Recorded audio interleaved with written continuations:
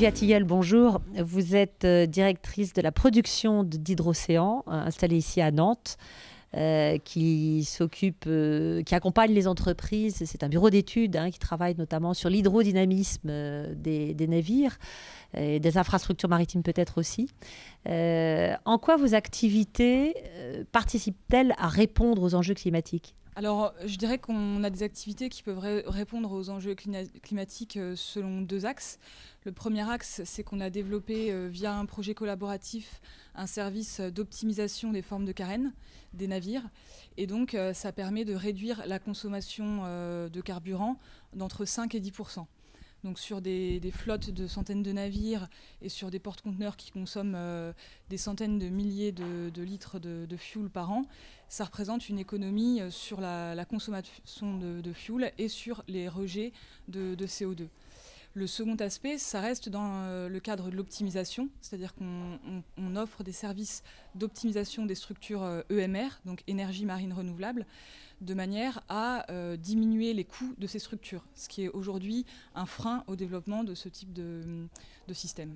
Est-ce qu'aujourd'hui, tous les bureaux d'études qui travaillent sur l'optimisation des carènes, mais aussi des gréements, des superstructures des navires, vous les sentez aussi, parce qu'au départ, c'était une ambition de réduire et d'économiser finalement du carburant. Est-ce que dans l'ambition des armateurs, des constructeurs, etc., il y a une sensibilité aujourd'hui ou pas à ces enjeux climatiques, à ces impacts sur l'environnement, au-delà des économies d'énergie?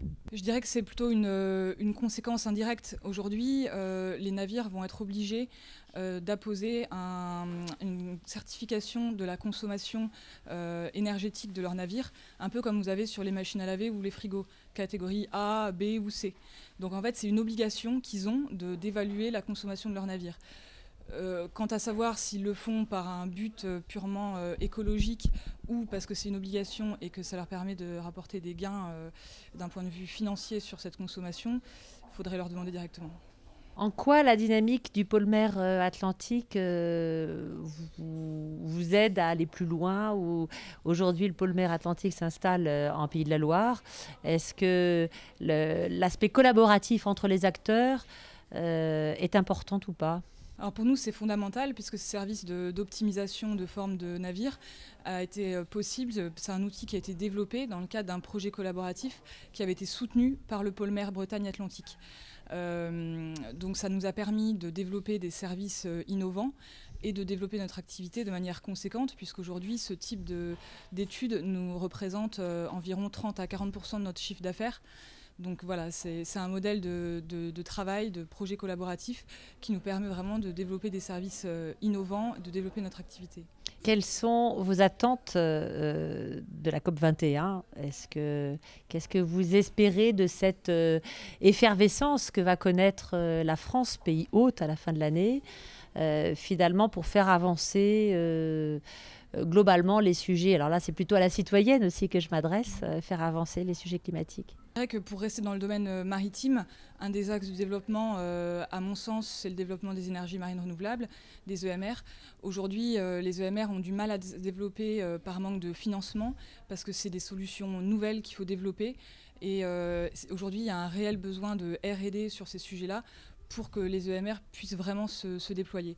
Donc je dirais qu'un investissement massif et une volonté politique, comme ça a déjà été le cas sur le développement des parcs éoliens offshore, de développer de plus en plus ces systèmes-là, ce serait pour moi une solution. Vous voulez dire par là que les politiques ne croient pas peut-être suffisamment encore dans les EMR? Est-ce que dans la transition énergétique, est-ce que les EMR apportent pour vous une solution pertinente et qu'il faudrait plus l'entendre? C'est un peu ça le sens de votre réflexion? Oui, tout à fait, sachant que les EMR pourraient représenter une part assez faible quand même du mix énergétique. Cependant, c'est quand même non négligeable à mon sens.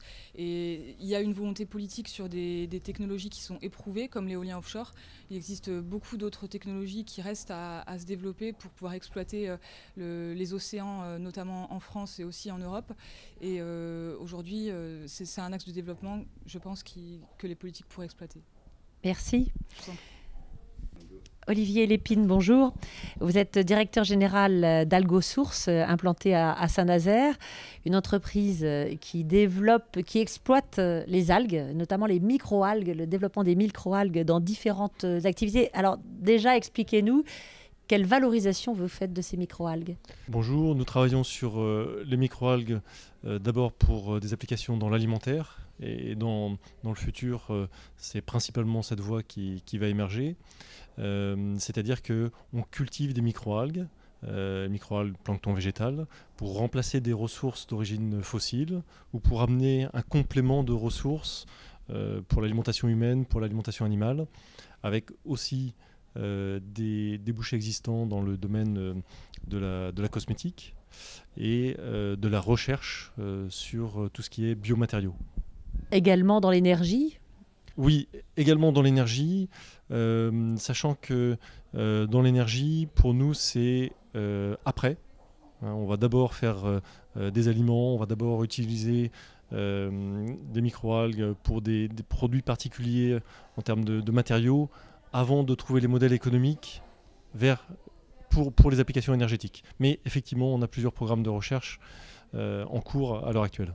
Comment développez-vous des procédés sans impacter en même temps sur l'environnement parce que il y a un cycle de vie j'imagine, de la culture. Et en même temps, comment vos innovations participent-elles à répondre aux enjeux climatiques ? Chez nous, le mot vraiment important, l'expression importante, c'est économie circulaire, au sens où on a besoin de ressources pour nos microalgues. Et ces ressources, on essaye d'aller les chercher dans les effluents, dans les déchets d'activités existantes. Pour vous donner un exemple, le Polmer nous soutient sur un projet qui s'appelle Cimentalgues.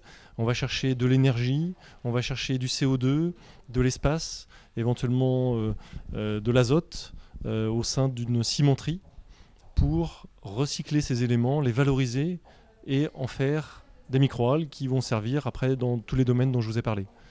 Donc c'est vraiment utiliser ces ressources, les prendre dans l'industrie, mais les prendre aussi dans le monde agricole, puisqu'il y a beaucoup de ressources à valoriser dans le monde agricole.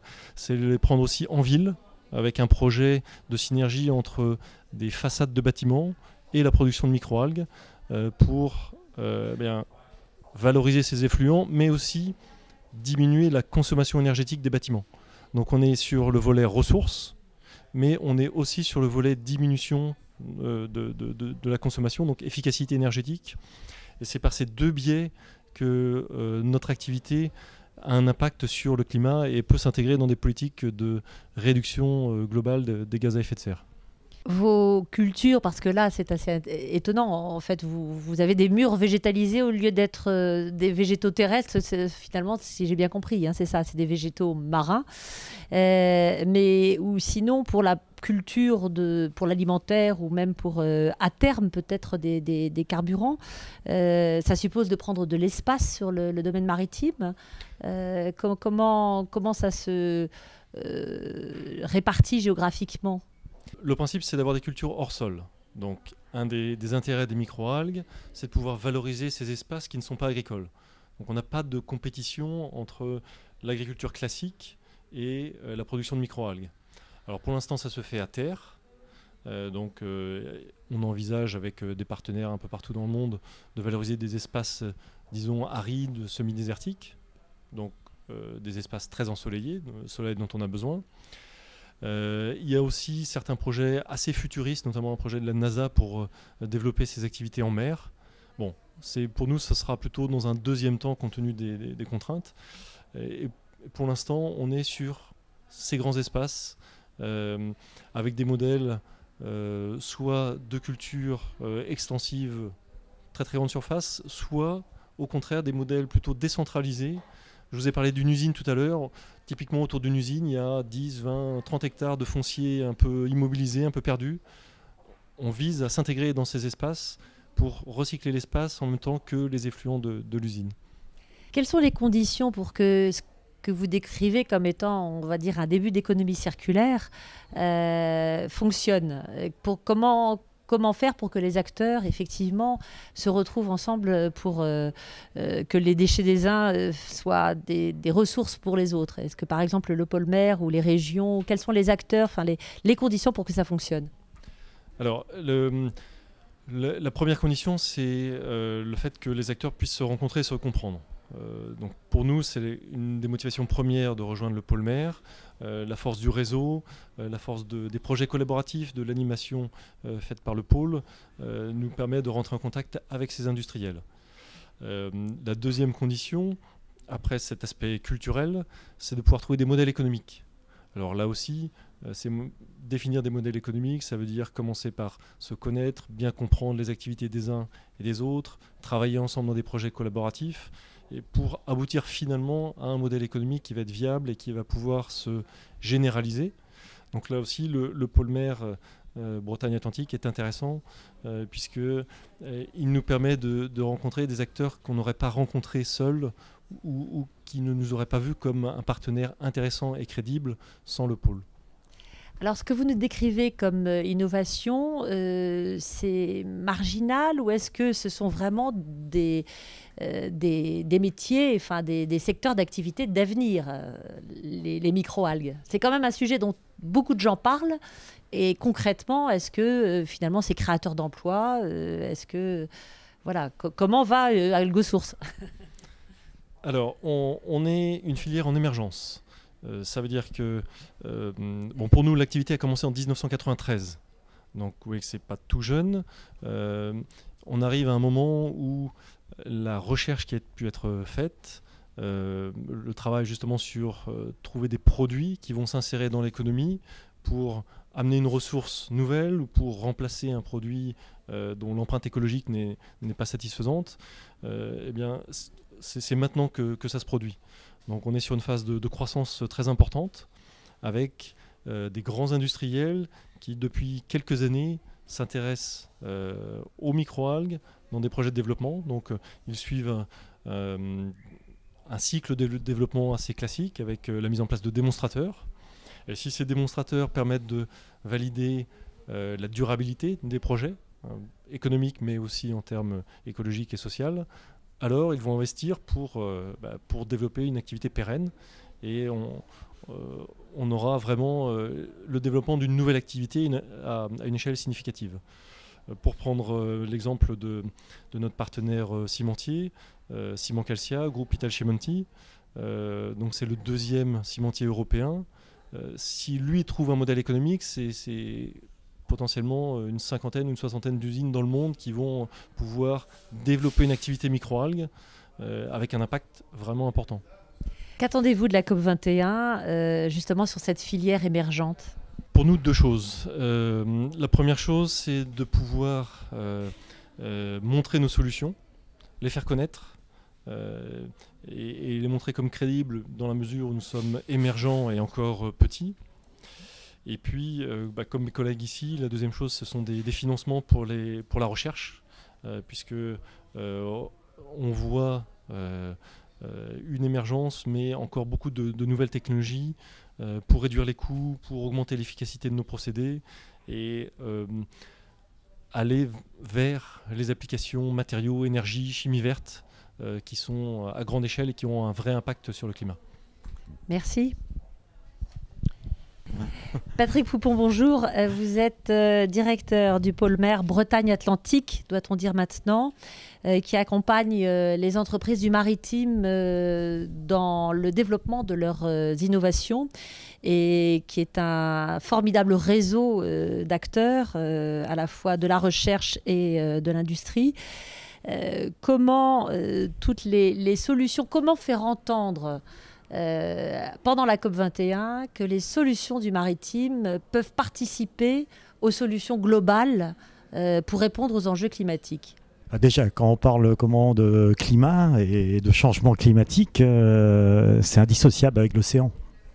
Donc l'océan est d'une part un marqueur de ce changement climatique et d'autre part, les activités maritimes participent aussi au changement climatique. Donc on voit tout de suite qu'il y a un enjeu pour limiter l'empreinte écologique ou l'impact donc, des activités humaines en mer. Et comment participe-t-elle? Déjà, arrêtons-nous là. Comment participe-t-elle à réduire les impacts des changements climatiques? Comment le pôle, comment les activités du pôle, nous travaillons sur plusieurs domaines et donc pour limiter cet impact climatique, tout d'abord les transports. C'est vrai qu'on peut considérer que le transport maritime est un transport plutôt exemplaire. Mais 80% ou même un peu plus des marchandises sont transportées par voie maritime. Donc ça représente un volume énorme au niveau mondial. Donc gagner quelques pourcentages, par exemple pour baisser l'émission de certains gaz liés à l'utilisation d'énergie fossile, tout de suite ça a un impact très très positif. Donc ça c'est un enjeu important pour nous, le transport maritime. Deuxième, c'est les énergies. On voit aujourd'hui avec les technologies, on est capable de produire de l'énergie électrique dans les océans, à partir des océans, que ce soit l'houlomoteur, l'éolien, l'hydrolien et l'énergie thermique des mers. Donc pour nous, là, c'est un autre axe qui est important. Et le troisième, qui est peut-être on y pense moins, mais c'est les biotechnologies marines qui peuvent aussi trouver leur place dans une économie circulaire. Donc voilà, il y a des solutions. Il y a vraiment un enjeu climatique aussi au niveau de l'océan. Comment faire entendre à la COP21 justement la voix de l'océan d'une part, mais aussi la voix des acteurs du maritime? Je crois qu'un des moyens, c'est quand même marteler, insister que l'océan est le meilleur marqueur de ce changement climatique. En termes de réchauffement, en termes de hauteur d'eau. Donc, en observant comment l'océan, on peut comprendre, et en comprenant, on pourra aussi anticiper un certain nombre de choses. Donc, je crois que c'est vraiment important. Et nous, on compte sur la COP21 pour insister qu'il ne faut pas baisser la garde sur la recherche océanographique. Il faut maintenir l'effort. Parce que cette recherche océanographie génère aussi du business. Elle a besoin de capteurs, elle a besoin de services délivrés par les entreprises. Et donc on est dans un cercle virtueux, c'est-à-dire on observe, on comprend et on génère du business. Donc nous on va insister là-dessus et c'est vrai que c'est vraiment une opportunité cette COP21 en fin d'année en France. Et pour la première fois, on essaye quand même de vraiment que l'océan trouve sa place dans cette conférence. Quels sont les freins pour faire que tous ces exemples pertinents d'innovation, voire d'éco-innovation, puissent se reproduire? Je veux dire, il n'y a pas de frein. Ce qu'on recherche, c'est plutôt des accélérateurs. Je crois qu'on a passé ce cap-là. Il y a moins de freins. Et nous, on travaille plutôt sur le fait comment accélérer cette dynamique qui est en cours, aussi bien au niveau des entreprises, aussi bien au niveau des laboratoires de recherche. Donc, il faut que, je crois que cette prise de conscience soit partagée par tout le monde. Soit qu'elle vienne des politiques et on informe les populations, soit on sensibilise les populations qui font pression sur les politiques. D'accord. Donc les accélérateurs, c'est de la sensibilisation. Finalement, la COP21, ça va être une formidable occasion pour le maritime s'il arrive à se faire entendre. Oui, pour l'océan et pour tous les acteurs du maritime, oui, ça peut être une formidable occasion. Bon, en plus, on a depuis quand même quelques années, on va dire 10-15 ans, alors je ne dis pas 10 ans parce que c'est le démarrage des pôles, mais en remontant peut-être un petit peu plus, on a quand même des initiatives au niveau du maritime, et là il y a un moyen de montrer que toutes ces innovations servent aussi la planète. Merci. Jean-Luc Longeroche, bonjour, vous êtes président de GEPS Techno. qui est une entreprise qui travaille notamment dans les énergies marines. Mais est-ce que vous pouvez m'expliquer plus précisément votre activité ? Oui, alors effectivement, on travaille sur les énergies marines, mais on travaille sur les énergies marines déconnectées du réseau, c'est-à-dire que on a pris le parti de réduire les émissions de CO2 liées à l'activité humaine en mer. Donc en fait, on s'attaque à quoi ? On s'attaque aux émissions de CO2, par exemple, liées à la production du pétrole ou au minier. Et donc on va proposer des solutions pour alimenter les plateformes en électricité. Donc ça peut être des grosses puissances et des petites puissances, comme les bouées scientifiques. Et ensuite, on a un deuxième volet d'activité qui est qu'on a inventé un concept de combinaison des énergies entre elles et qu'on va proposer, toujours pour alimenter des consommateurs autonomes en mer, qu'on va proposer une solution de combinaison des énergies entre elles. Alors quand vous parlez de consommateurs autonomes en mer, expliquez-moi, c'est quoi ? C'est des plateformes pétrolières ? C'est quoi ?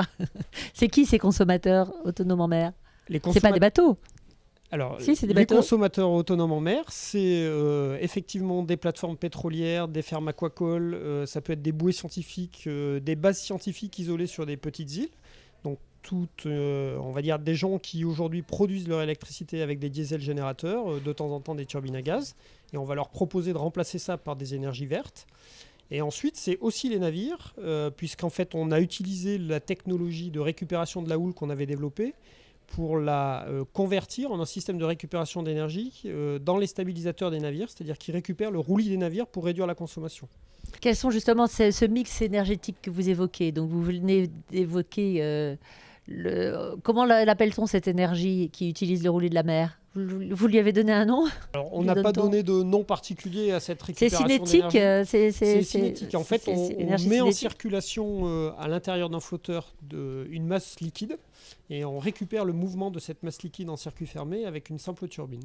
Ou sinon, quand vous parlez de mix énergétique, donc les autres énergies, c'est quoi ? Du solaire, de l'éolien Alors, quand on parle de mix énergétique, le deuxième concept qu'on a développé, c'est donc la combinaison effectivement du vent, de la houle, du soleil et du courant sur une seule et même plateforme avec deux objectifs. Faire des économies d'infrastructure en mettant 4 capteurs sur une seule infrastructure. Et ensuite, on a aussi des effets bénéfiques. Quand vous mettez une éolienne sur un flotteur qui bascule, et ben en fait, il y a un vent apparent qui arrive et on démarre l'éolienne plus facilement que si elle était sur un flotteur fixe. Donc en fait, on a construit autour de ces synergies entre énergies, justement, on a construit une amélioration du rendement. Alors vous avez déjà des modèles qui fonctionnent en mer ou alors vous êtes encore au stade démonstrateur ? Alors, on a déjà des modèles qui fonctionnent en mer. On a déjà construit un certain nombre de pilotes houlomoteurs notamment pour alimenter des bouées scientifiques qu'on commercialise aujourd'hui. De la même manière, on commercialise également l'application de stabilisation des navires. Et ensuite, on est aussi en phase R&D pour des plus fortes puissances, que ce soit sur le holomoteur ou on va mettre à l'eau dans un mois une solution qui est déjà la solution de combinaison des énergies à petite taille, mais qu'on met à l'eau dans à peu près un mois. On comprend bien en quoi vos innovations participent à répondre aux enjeux climatiques. Et alors, il y a une chose que vous évoquiez, c'est l'utilisation possible sur des petites îles ou des territoires isolés, etc. Notamment, moi, je pense forcément aux territoires ultramarins, aux petites îles, qui sont dans le même temps aussi très impactés par le réchauffement climatique et qui aujourd'hui, souvent, doivent être ravitaillés en énergie, comme vous le disiez, par du pétrole, des groupes électrogènes, etc. C'est un marché formidable pour vous. Enfin, est-ce que le focus, la lumière qui est mise aujourd'hui sur la problématique du réchauffement climatique vous incite à aller frapper, à les proposer, à aller ouvrir de nouveaux marchés, enfin des marchés justement sur ces territoires? Alors effectivement, nos premiers prospects, ils sont de deux natures. Ils sont naturellement les gens qui sont effectivement dans ces territoires ultramarins parce qu'eux sont très impactés et très à l'écoute de ces solutions-là. À la fois pour, je dirais, les ennuis au jour le jour de la nécessité de ravitailler, de maintenir leur diesel générateur. Et ils sont intéressés par des solutions vertes fiables. Et ensuite sur du plus long terme parce qu'effectivement, ils sont les premiers à être conscients du changement climatique et d'avoir envie de changer ces émissions de gaz à effet de serre. Alors aujourd'hui, les freins qu'on peut rencontrer, c'est plutôt pour nos clients industriels. Un certain nombre d'industriels ont encore besoin d'avancer dans cette compréhension de la problématique et d'avoir envie de passer à l'énergie verte. Donc il y a besoin encore d'un effort de sensibilisation. et aussi de sensibilisation de la population qui, entre guillemets, va leur mettre la pression pour évoluer. Le deuxième frein, il est plutôt côté finance. Aujourd'hui, on peut considérer, notamment en France, qu'on a plutôt une organisation des financements publics qui est plutôt performante pour la R&D. Par contre, pour avoir les financements publics, il faut aussi avoir des financements privés. Et du côté des financements privés, on a plutôt des acteurs qui sont plutôt dans le court terme, comparativement au pouvoir public, qui sont plutôt dans le long terme. Et pour que les gens qui sont plutôt dans le court terme, les fonds d'investissement, les banquiers, soient attirés par des projets comme les nôtres, il faut qu'ils aient une véritable conviction que, on va dire, les décisions politiques qui vont imposer ces solutions-là vont être prises. Et ça, aujourd'hui, je pense qu'un certain nombre d'entre eux en doutent encore. Qu'attendez-vous de ce point de vue-là de la COP21 ? Alors je pense que la COP21, sous réserve qu'effectivement les engagements soient pris par l'ensemble des personnes présentes, vont apporter cet éclairage et apporter cette garantie que finalement le virage est pris maintenant et que tout ce qui tourne autour des énergies vertes et notamment des énergies vertes en mer va se mettre en place de manière assez rapide. GEPS Techno est une PME. Vous avez combien de salariés aujourd'hui ? Alors GEPS Techno est une TPE, on a 7 personnes aujourd'hui. Ceci dit, on vient de signer nos premières commandes. On a aussi des programmes R&D qui se mettent en place. Donc on prévoit grosso modo de doubler notre effectif dans l'année qui vient. D'accord. Écoutez, je vais vous souhaiter bon vent. Merci beaucoup. Merci.